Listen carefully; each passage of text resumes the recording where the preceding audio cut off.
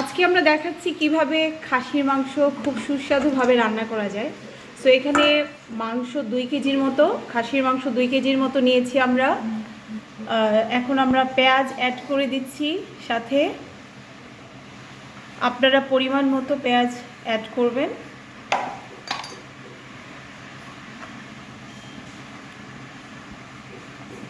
So প্রথমে আমরা দিয়ে দিচ্ছি স্বাদ মতো বা পরিমাণ মতো মরিচের গুঁড়া, যেমনটা আপনারা পছন্দ করেন, যতটুকু ঝাল খেতে আপনারা পছন্দ করেন। তারপরে হলুদ গুঁড়া,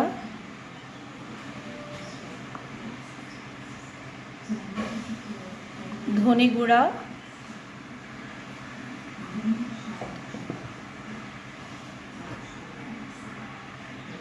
আদা রসুন বাটা একসাথে। আপনারা ভাবতে পারেন যে সবুজ গ্রিন কালার এটা কি, আসলে রসুন বেটে রাখলে মাঝে মাঝে এরকম সবুজ কালার হয়ে যায়। সো এই তো আদা দিয়ে দিচ্ছে 2 টেবিল চামচ আদা বাটা, 1 টেবিল চামচ রসুন দেওয়া হয়েছে।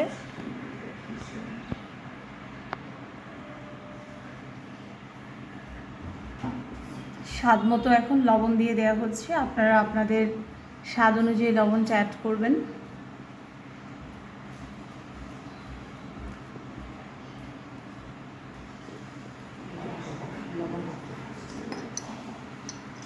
এখন দেয়া হচ্ছে লবঙ্গ গুঁড়া, আমরা এটা বাসায় করে নিয়েছি।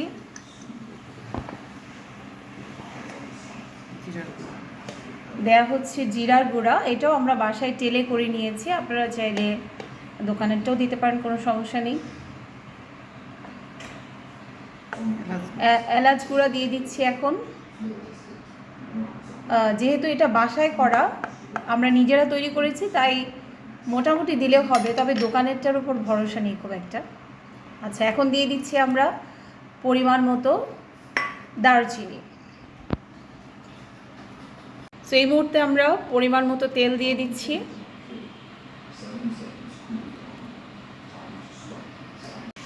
সবগুলো মশলা একসাথে মেশানো হয়েছে, এখন সবগুলোকে মেরিনেট করা হচ্ছে। মাংস এবং মশলা একসাথে মেরিনেট করা হচ্ছে।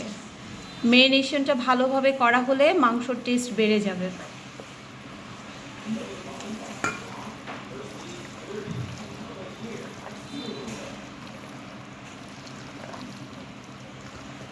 সো এই তো মেরিনেশন আমাদের ডান, মেরিনেট করা হয়ে গেছে। এখন আমরা মাংসটাকে আধা ঘন্টা রেস্টে রাখবো, তারপরে এটাকে চুলায় বসাবো।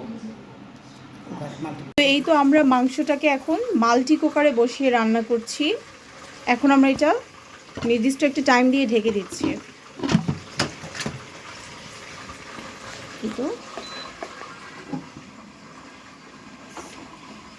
সো মাংসটা রান্না হলে অবশ্যই আপনারা দেখবেন। সেই তো আমরা 20 মিনিট পর ফিরে আসলাম। আমাদের মাংস রান্না হয়ে গেছে, আপনারা দেখতে পাচ্ছেন, খুবই লোভনীয় লাগছে। আমরা কিছুক্ষণ পরেই সবাই টেস্ট করব। সো দুঃখিত, আপনাদের সাথে আমরা টেস্ট করতে পারছি না, পারলে ভালো লাগতো।